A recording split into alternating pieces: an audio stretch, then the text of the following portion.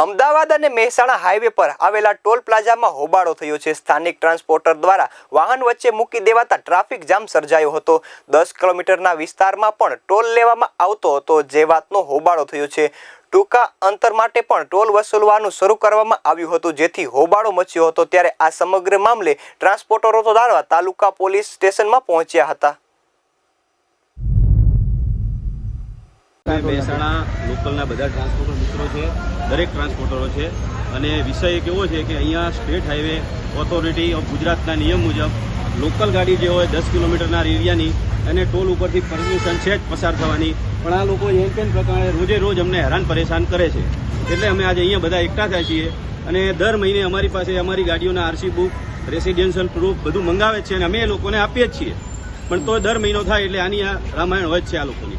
એટલે આજે અમે એમના સાથે મળવા માટે અમારી ગાડીઓ અહીંયા સ્ટોપ કરાઈ છે, ઊભી રખાઈ છે, એટલે અમે એમને મળવા માટે અહીંયા આવ્યા છીએ બધા ટ્રાન્સપોર્ટર મિત્રો સાથે।